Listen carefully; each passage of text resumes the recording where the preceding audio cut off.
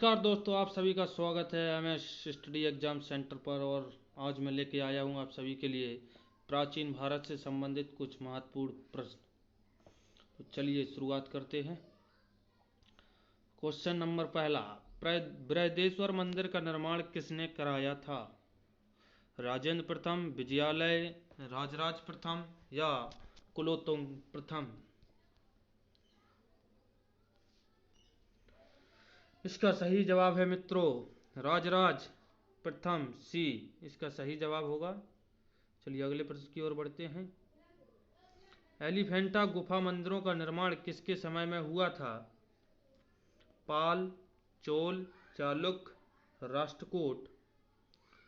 तो ये एलिफेंटा की गुफाओं को मंदिर का निर्माण जो हुआ था वो राष्ट्रकूट के समय हुआ था। इसका सही जवाब है डी। अगले प्रश्न की ओर बढ़ते हैं। महाबलीपुरम के रथ मंदिर का निर्माण किसने करवाया था? नरसिंह वर्मन प्रथम, महेंद्र वर्मन, नरसिंह वर्मन द्वितीय या सिंह विष्णु? तो इसका सही जवाब है मित्रों ए, नरसिंह वर्मन प्रथम ने करवाया था महाबलीपुरम के रथ मंदिर का निर्माण। कश्मीर में मार्तंड सूर्य मंदिर का निर्माण करवाया था ए, दिद्दा संग्रामराज, ललितादित्य मुक्तापीठ या डी जयसिंह?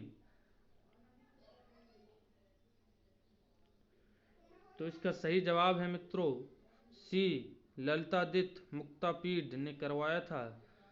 जो कश्मीर में मार्तंड सूर्य मंदिर है उसका निर्माण ललितादित्य मुक्तापीठ। अगले प्रश्न की ओर बढ़ते हैं। मोहम्मद बिन कासिम ने भारत पर कब आक्रमण किया था? 710 ईस्वी, 712, 711 या 715? सही जवाब दीजिए मित्रों।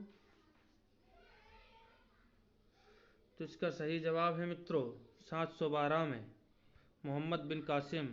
अगर पूछा जाए पहला मुस्लिम आक्रमणकारी शासक कौन था तो वो मोहम्मद कासिम था।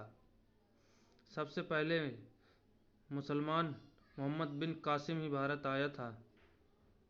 अगले प्रश्न की ओर बढ़ते हैं। सोमनाथ मंदिर को किस मुस्लिम आक्रमणकारी ने लूटा? मोहम्मद बिन कासिम, महमूद गजनबी, मोहम्मद गौरी या तैमूर लंग? बहुत ही इम्पोर्टेंट क्वेश्चन है ये। सोमनाथ मंदिर को 17 बार लूटा गया था। ये किस शासक द्वारा लूटा गया था? काफी परीक्षाओं में पूछा जाता है ये क्वेश्चन।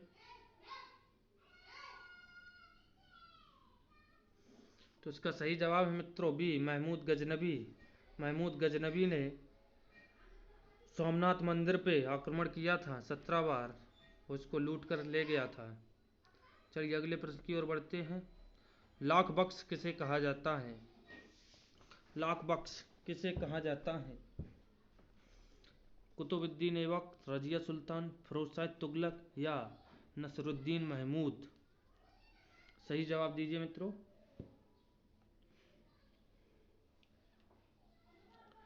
तो इसका सही जवाब ए, कुतुबुद्दीन ऐबक है। कुतुबुद्दीन ऐबक। कुतुबुद्दीन ऐबक कुछ दयालु शासक था, इसलिए उसे लाख बख्श कहा जाता था। चलिए अगले प्रश्न की ओर बढ़ते हैं। सिजदा एवं पैबोस प्रथा किसने चलाई थी? सिजदा एवं पैबोस प्रथा किसने चलाई थी? रजिया, आराम शाह, बलबन, अलाउद्दीन खिलजी?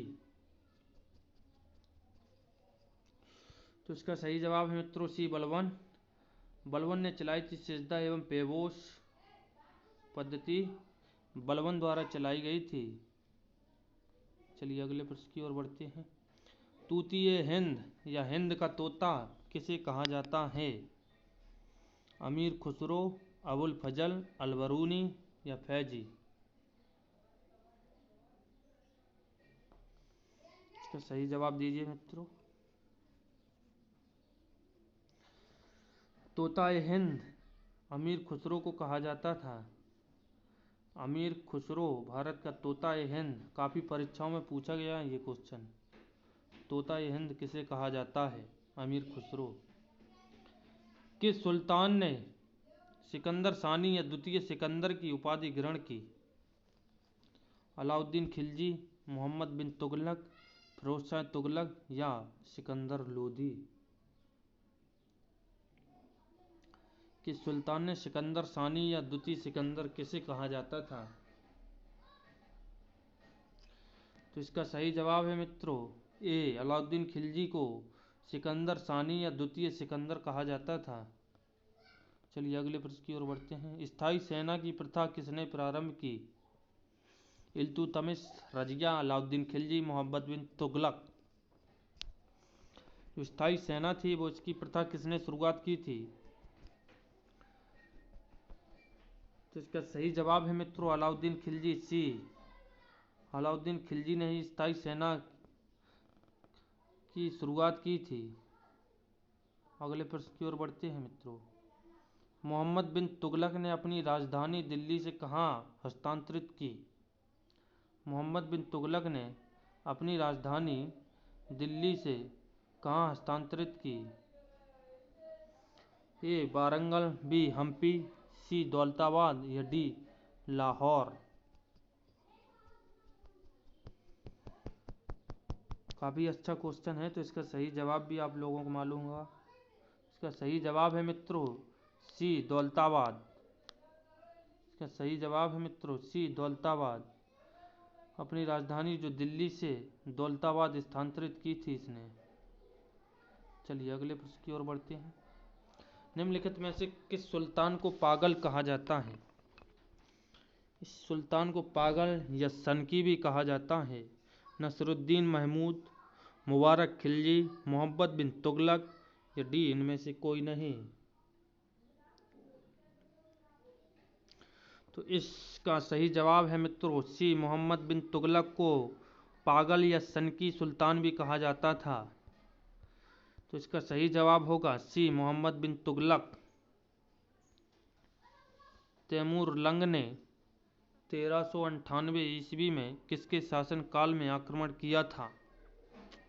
ए, नसरुद्दीन महमूद, बी, खिज्र खां, सी, मुबारक खिलजी या डी, बहलोल लोधी?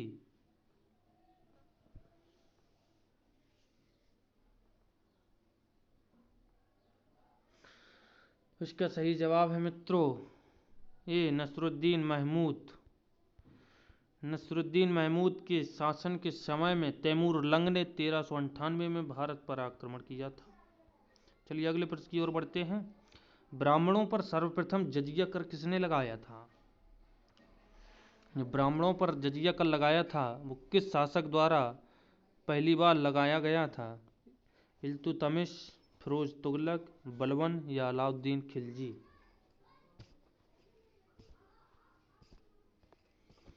तो इसका सही जवाब है मित्रों बी, फिरोज तुगलक। फिरोज तुगलक द्वारा ब्राह्मणों पर सर्वप्रथम जजिया कर लगाया गया था।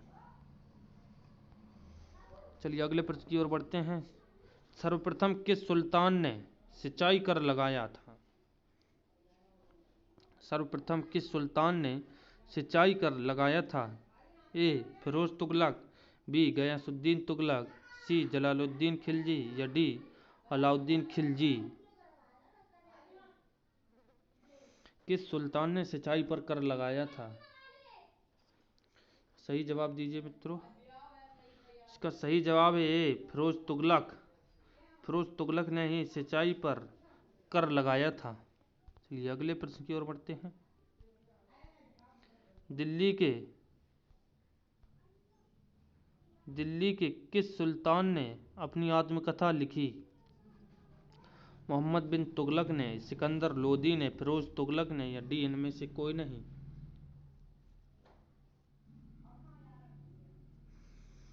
तो इसका सही जवाब है मित्रों सी, फिरोज तुगलक ने अपनी आत्मकथा लिखी थी। सही जवाब है सी, फिरोज तुगलक। गुलरुखी के नाम से कौन जाना जाता है? गुलरुखी के नाम से कौन जाना जाता है? सिकंदर लोदी, बी, फिरोज तुगलक या सी, अर्जुनदे या डी, इनमें से कोई नहीं? तो आप लोगों को जानकारी होगा गुलरुखी उपनाम से जो लिखा करता था वो सिकंदर लोधी लिखा करता था। गुलरुखी उपनाम से कहानियाँ कविता सिकंदर लोदी लिखा करता था? तो इसका सही जवाब है ए। चलिए अगले प्रश्न की ओर बढ़ते हैं। सांकेतिक मुद्रा का प्रचलन किसने किया था? सांकेतिक मुद्रा का प्रचलन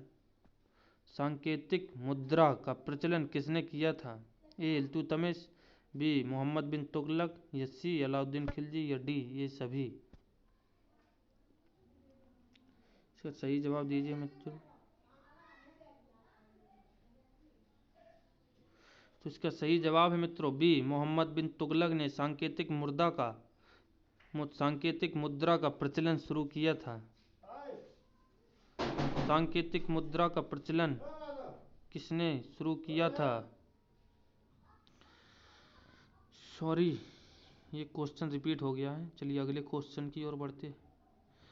अष्टदिग्गज किसके दरबार में थे? अष्टदिग्गज किसके दरबार में थे? ए कृष्णदेव राय, बी हरिहर प्रथम, या सी रामराज, या डी देवराय द्वितीय। अष्टदिग्गज थे वो किसके दरबार में थे? तो इसका सही जवाब है मित्रों ए, कृष्णदेव राय के दरबार में थे अष्टदिग्गज। तो इसका ए सही जवाब होगा। अगले प्रश्न की ओर बढ़ते हैं। कृष्णदेव राय के दरबार में आने वाला पुर्तगाली यात्री था, कौन था? ए डोमिंगो पायस, बी बारबोसा, सी नूनिज, या डी ए और बी। तो इसका सही जवाब है मित्रों डी ए और बी। डोमिंगो पायस या बारबोसा दोनों थे पहले पुर्तगाली आने वाले। प्रश्न नंबर 23, प्रसिद्ध तेलुगु ग्रंथ अमुक्तमाल्यद की रचना किसने की? ए मल्लिकार्जुन, बी कृष्णदेव राय, या सी देवराय, या डी तेनालीराम।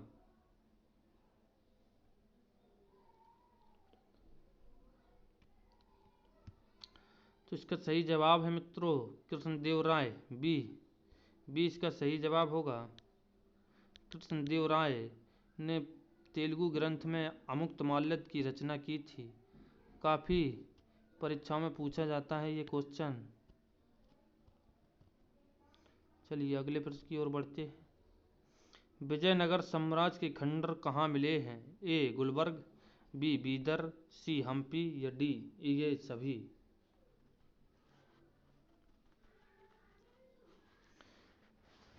विजयनगर साम्राज्य के खंडर कहाँ मिले हैं? तो इसका सही जवाब है मित्रों सी हम्पी। हम्पी में विजयनगर साम्राज्य के खंडर मिले हैं। चलिए अगले प्रश्न की ओर बढ़ते हैं और ये आखिरी क्वेश्चन है। 1565 ईस्वी में तालिकोटा के युद्ध में किस साम्राज्य का पतन हो गया? 1565 ईस्वी में तालिकोटा के युद्ध में किस साम्राज्य का पतन हो गया? ए बहमनी, बी जौनपुर, सी विजयनगर, या डी दिल्ली सल्तनत। इसका सही जवाब है मित्रों सी विजयनगर। विजयनगर तालिकोटा के युद्ध में इसका पतन हो गया था, इस साम्राज्य का। तो कैसा लगा आज का वीडियो? अगर अच्छा लगा हो तो लाइक कीजिए, सब्सक्राइब कीजिए। नमस्कार।